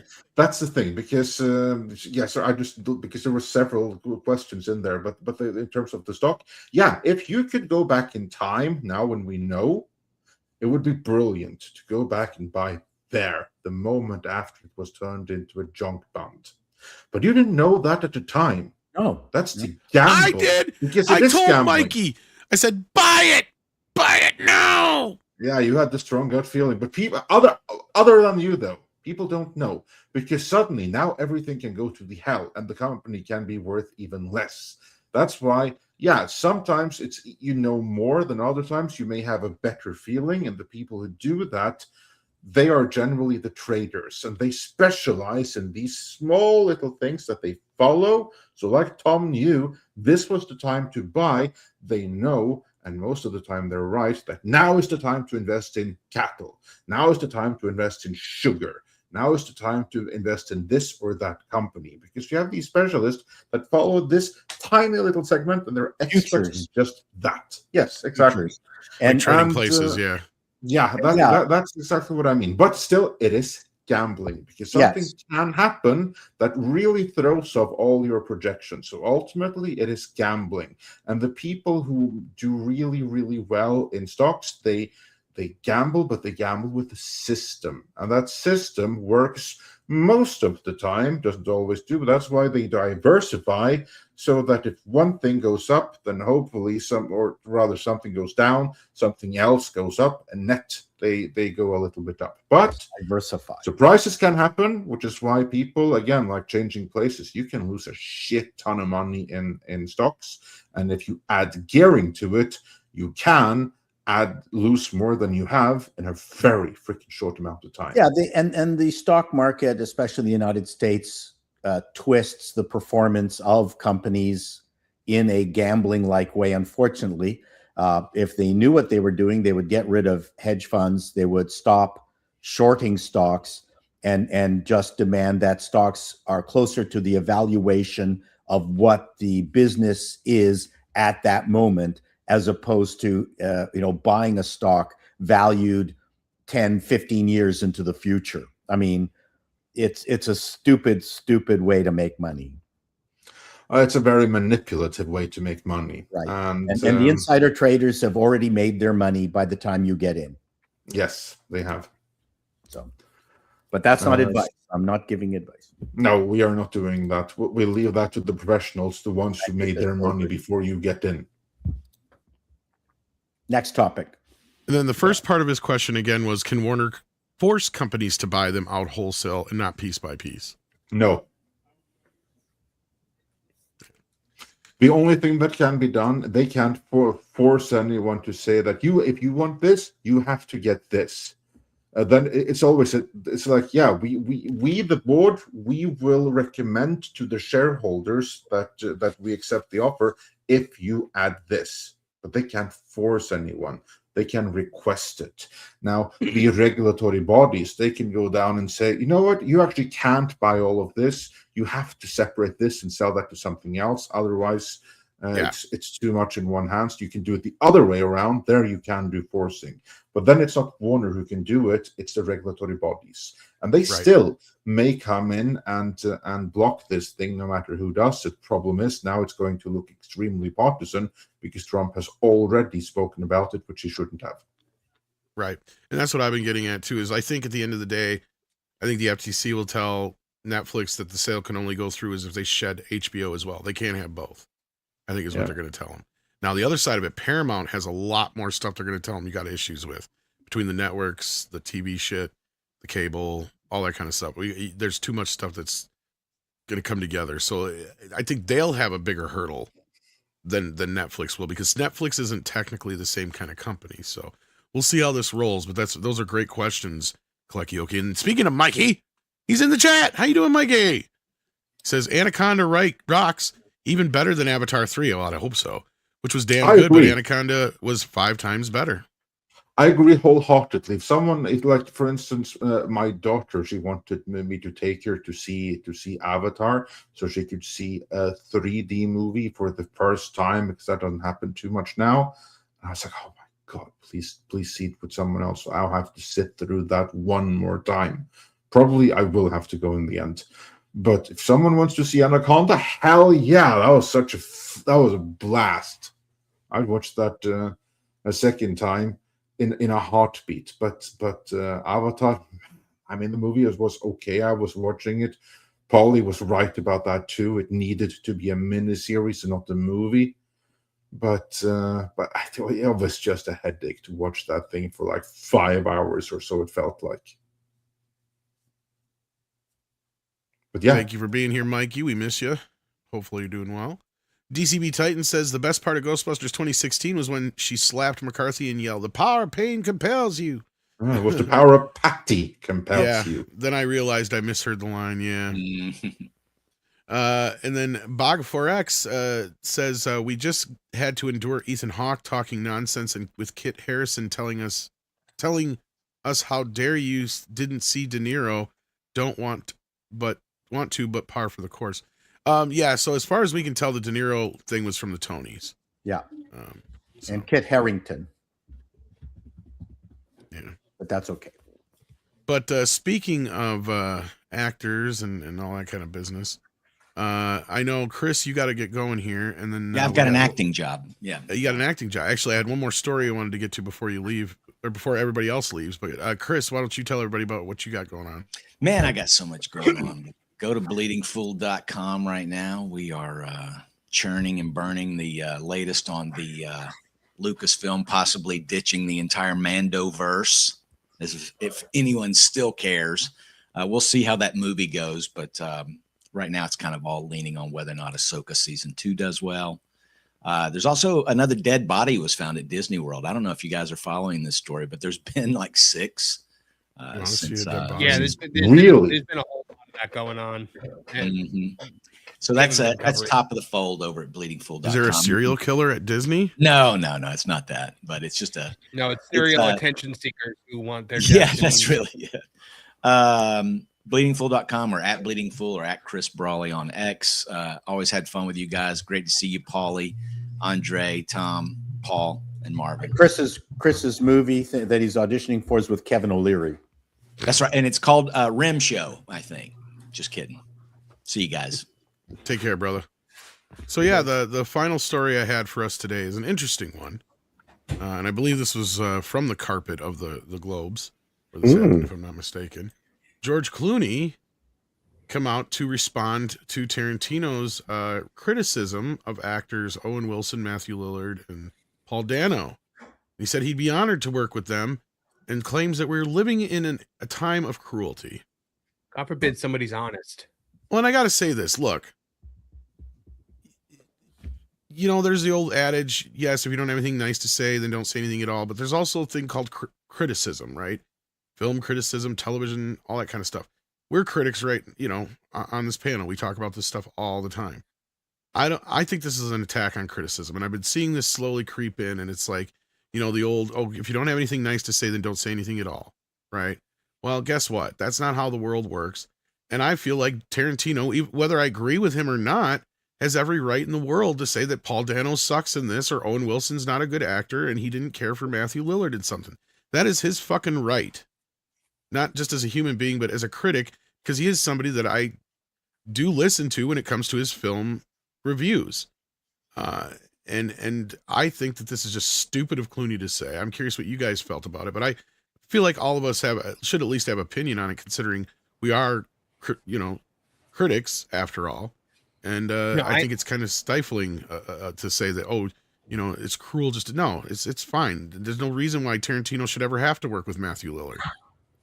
Yeah, I agree with you, Tom. And it's not even just like critics that aren't allowed to say things like this anymore. There's this entitlement among like the Hollywood elite where it's their God-given right to make movies and to be famous, to be rich.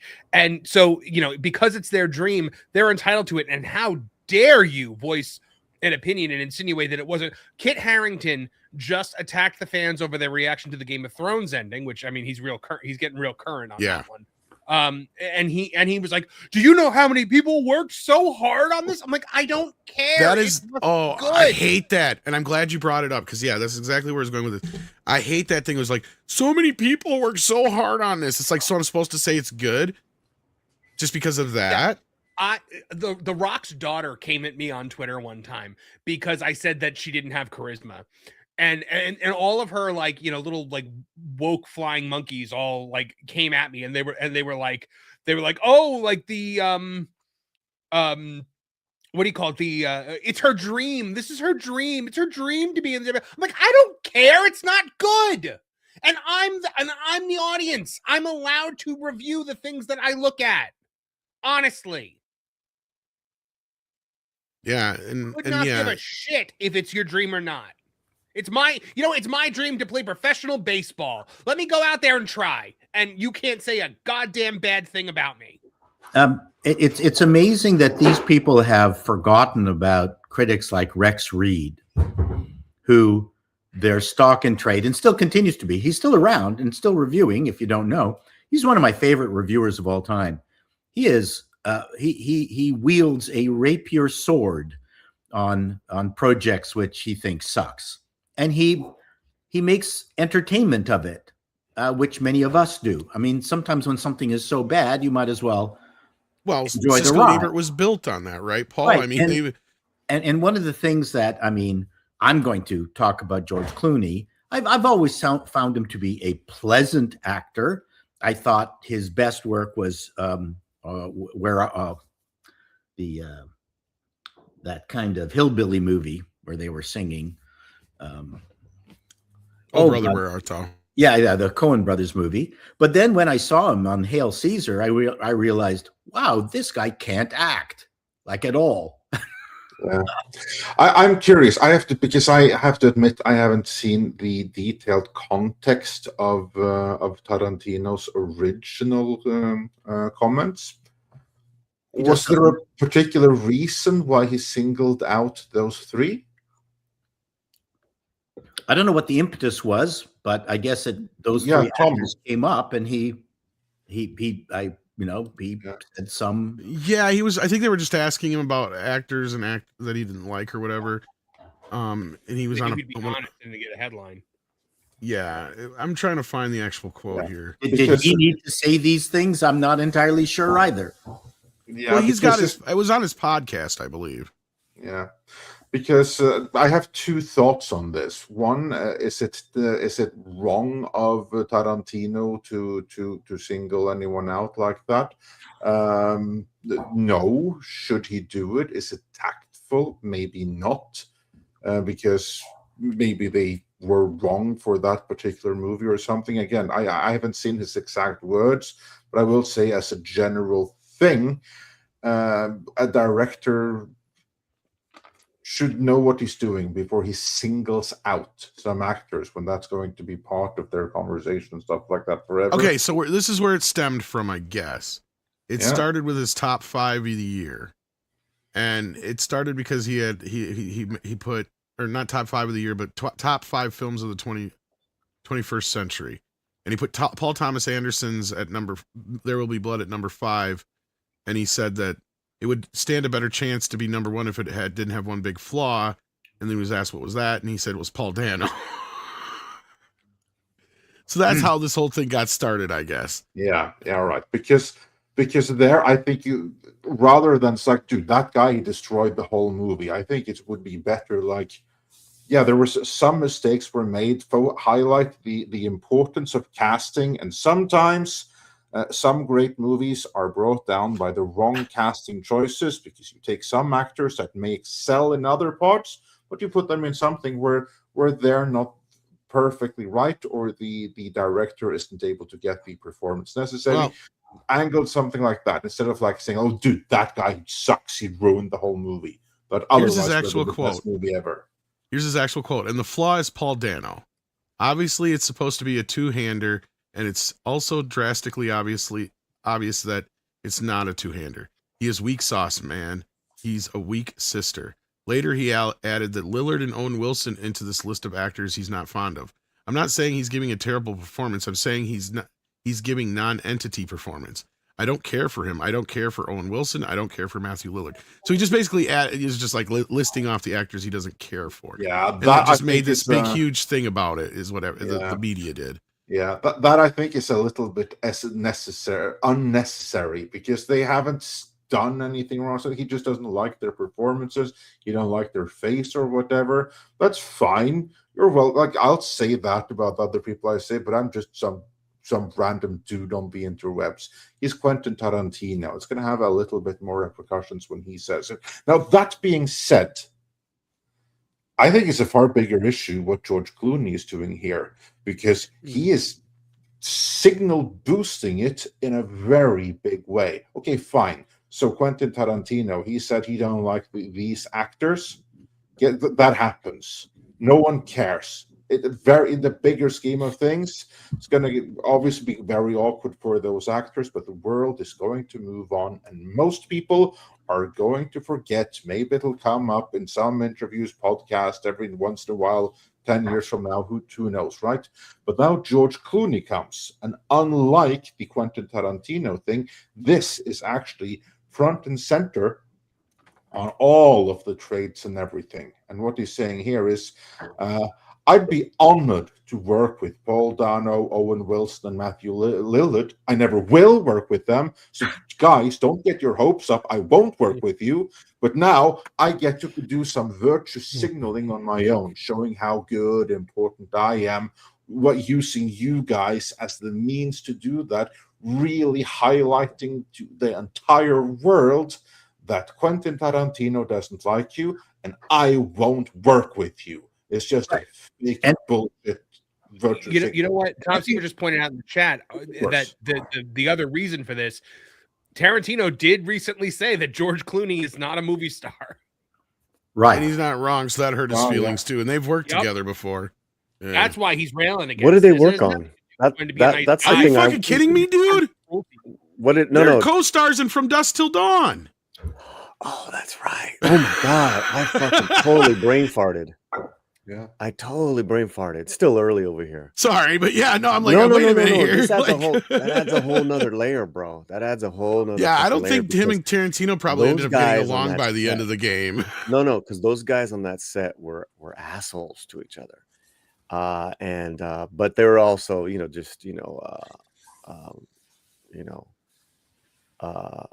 living the life. So that two guys on the up and up at that time. Yeah, right. That's when Clooney was his hottest, man. Sorry, guys in the chats. Listen. That being said, it doesn't matter. George Clooney has been irrelevant for so long. Who the fuck is George Clooney?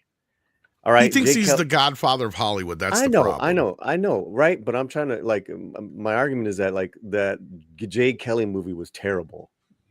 They were trying to squeeze out nominations for Sandler. And Andre's absolutely right. The boy is really a weak actor. He's likable and he's handsome in certain roles. He's been able to get by on his looks for so long. But yeah, man, there's that. But then there's also this whole thing of we're living in a time of cruelty. Give me a fucking break, dude. That's what You he know, really wants to say. That's Yeah. the real problem here, guys, is that it's not only him, it's also other bozos that are pushing this whole utopia. Come on, guys. We don't need the worst. It goes from we don't need the worst movies of the year to Trump is so mean and everything is so mean, guys. Good Come vibes on. only. It's all that, guys. It's all and it's like what castle do you fucking live in? Mm-hmm. Eh, Well, because it- Hollywood, what it's they want is they just want to go out there, get paid millions of dollars, make their movies, get their awards, and hear nothing from the paying audience. That's what they want. well, they're living and listen, hey, they earned where they're at. Okay, all right, they earned their success, they made their money, but they're living in this bubble where it's like they're literal in good fortune kind of played into that a little bit, right, Tom? Where how they interact with people that work for them, that do things for them. A little bit, yeah. There's Little an bit. aspect to it. And Yeah, you're not there's- wrong. Like, yeah, Mhm. and this is what I hate about this too, is this whole mentality, and Marvin kind of hit on it to begin with Mhm. so many people work so hard on this. It's like, yeah, that's Mhm. great that they all work so hard to make a piece of shit. Oh, you know You know, what? like- Hey, listen. No. I actually, you know what? Fuck that. They all got paid. And you know what? Exactly. They all got fucking paid. They're on and you know what? They're probably on to the next 10 movies. And they'll tell- Exactly. and then they'll tell you too, Tom. It's like, oh yeah, that movie wasn't that great. Oh, that But what was it a all fucked up boils set. down to really is this: is Yeah. that it's not they've always hated critics, right? Like even one of the funnier jokes in Mel Brooks's History of the World is like, with the invention of art came the invention of the art critic, right? Where the scene where the guy goes, "Oh, look at my art piece," and he shows it on the wall, and the guy starts pissing. Yeah. Paul, you're muted. Oh, you're not talking to us? Okay. All right. Anyway, so that's you're right. Like it's this whole idea of like before they could control certain aspects of criticism. Like sure, they couldn't force Roger Ebert or Rex Reed, as we just mentioned. They couldn't force them to give them a good review, and they were kind of at their mercy to a way, but they weren't at the mercy to people like us. See, that's the bigger difference now. Is Hollywood is at the mercy of people like us. And they're actually at the mercy of their audience for once. And once they actually have to face their audience face to face and come up with the excuse as to why this is this way or why something sucks, that's what they don't want to have to deal with. Because you're 100% right. Nobody's blaming the fucking key grip or the production manager on half these things. Nobody's blaming those people. The people that are getting blamed are the people that are up front and in front of the camera, and the main people like the directors and stuff like that. And that's what they don't like, is that they're finally being held to task and they can't hide from it. Before it was, okay, you don't want to read bad reviews? Well, then fine. Don't pick up the Chicago Tribune and read fucking Gene Siskel or the Sun-Times and read Ebert, right? That's what you do. You avoid those and you don't have to worry about it. Nowadays, you can't avoid it. It's everywhere. But Tom, also, like the legacy critics, the legacy media critics now are all in their pockets now. They're all rubbing Right. elbows with the celebrities, and that's what they want. So the problem they have is with grassroots, like what you're saying, Exactly. new media critics is what they hate. Yeah, they don't want us to have a voice in this, or the new media, as you're putting it, exactly, because that's what they don't like.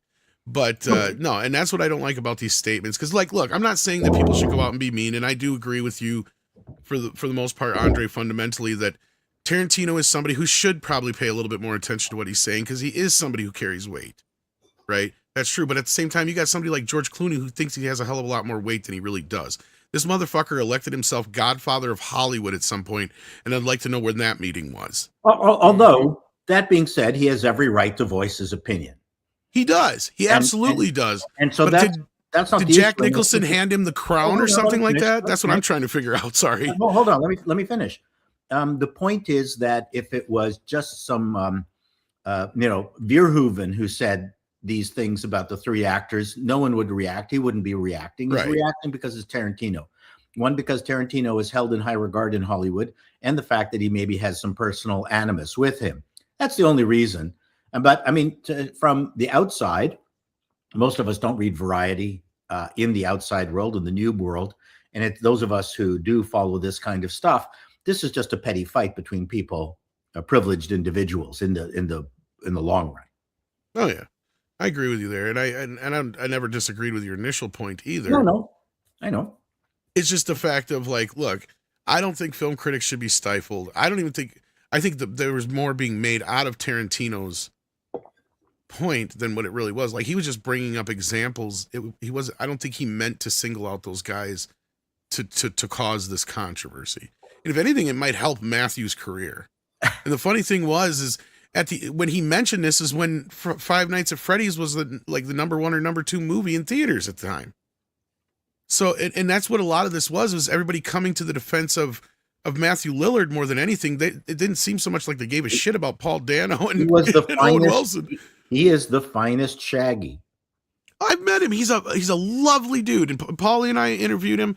He's an awesome guy. He's been around the industry now for quarter of a century or better. So like, look, the guy has his career. He's got his niche. He does what he does. Like you said, he was Shaggy for years. Yeah, and listen, his problem is that he is not shilling for Nespresso.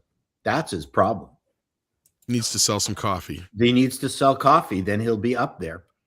He's a very talented man. It was a great interview. I mean, listen, and it goes back to this. There's so many fun angles here with this stupid story, right? Is that it's Tarantino? The guy just talks, man. What do you care? Exactly. And you know, and maybe he doesn't want to work with you. Big deal. Other people do. You know, but actors always feel that need to be approved. That's just an ongoing thing. There's nothing wrong with that because it also feeds into their psyche, and hopefully they can do great performances, you know, because of their emotional state. But with that, it's like, you know, it's always, you know, am I good enough? Am I this? Am I that? That's all that homeboy's doing here, because you ain't. Jay Kelly wasn't it. I saw that movie.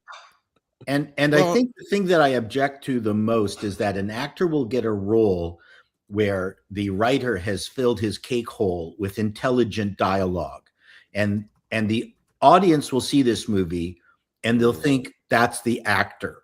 Mm-hmm. And the actor at no time dissuades any interviewer or their audience that they in fact are as smart as that character.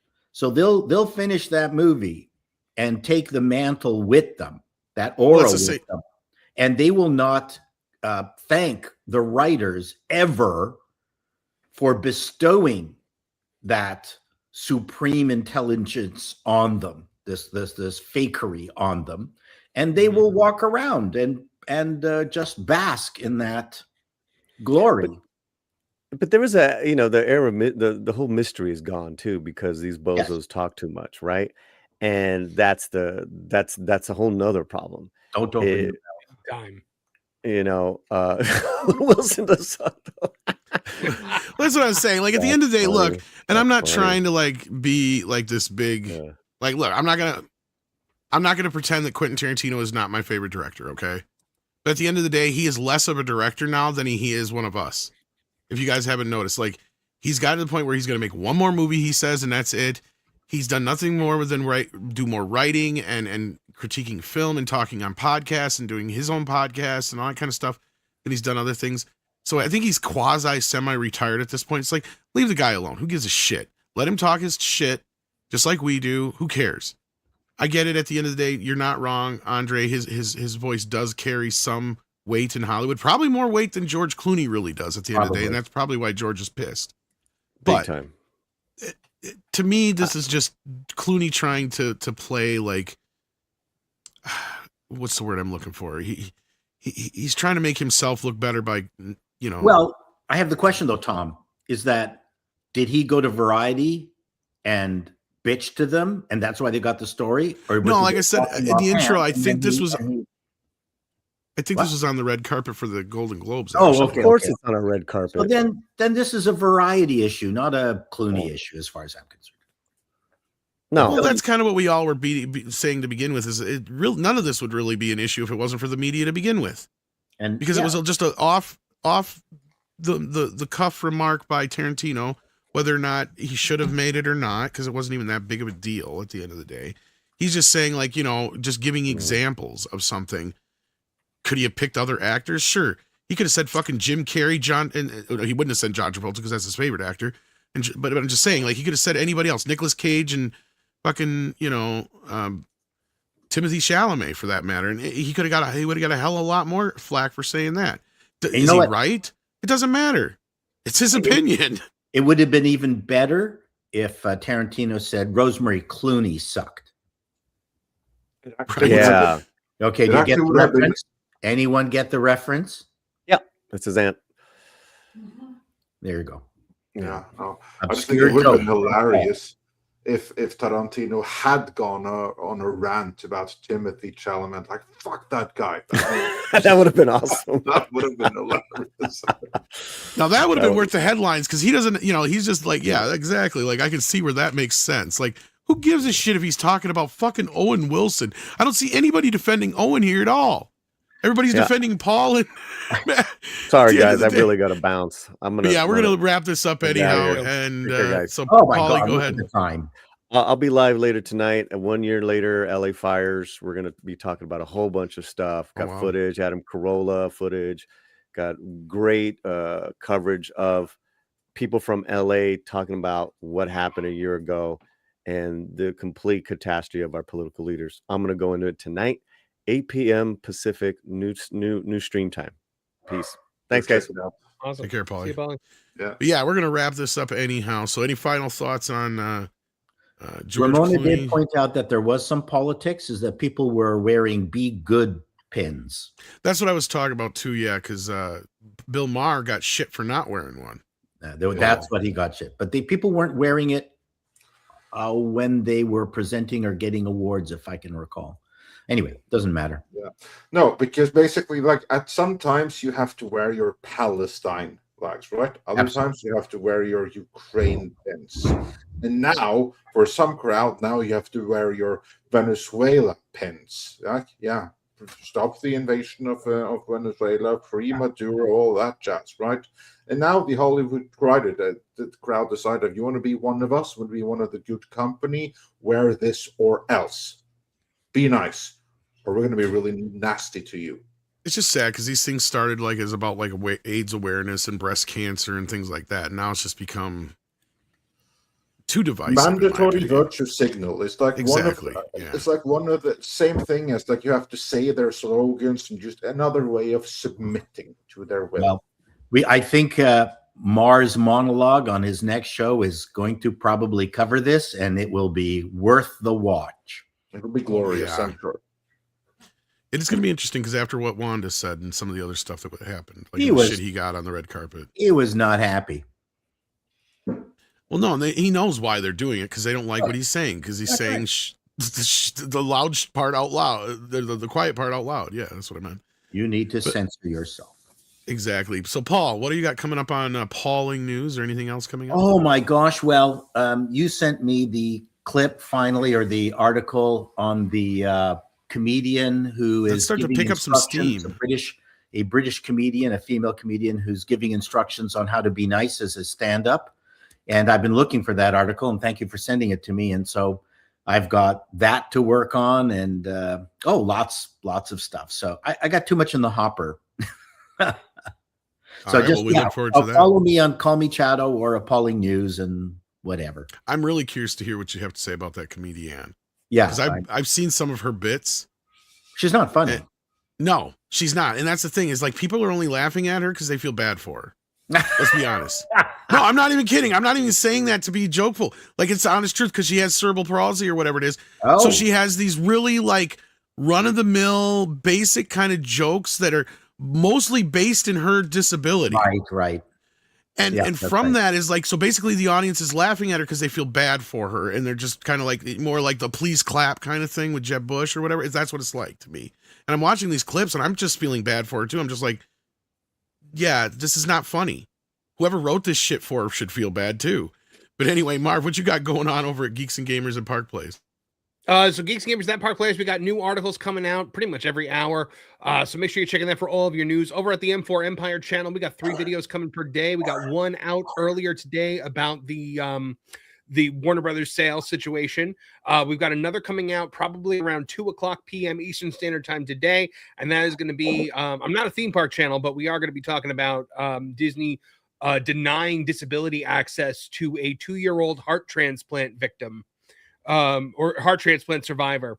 So we're going to talk about that. And then we got another video coming around 6 p.m. So make sure you check out the M4 Empire and also our gaming channel, M4 Empire Gaming. We've been streaming Donkey Kong Bonanza, Claire Obscura Expedition 33, and we're going to be checking out the Arkham games very soon. And just for reference, yeah, thank you, Bill, for because I couldn't remember his name, but Josh Blue, I think, is the comedian I was thinking of with cerebral palsy, and he is fucking hilarious. So yeah, it has nothing to do with like that part. You can still be funny and have a disability. It doesn't have to be rooted in your disability. It's no different than like a Mexican comedian going out there and doing nothing but Mexican jokes. Let me tell you something. If you're a stand-up, you're disabled. You got a point. So with that, I think Andre's having internet issues still. So I will do the old. Now it is time for koalas in the rain. Koalas in the rain, koalas in the rain. No fucks given. Koalas in the rain.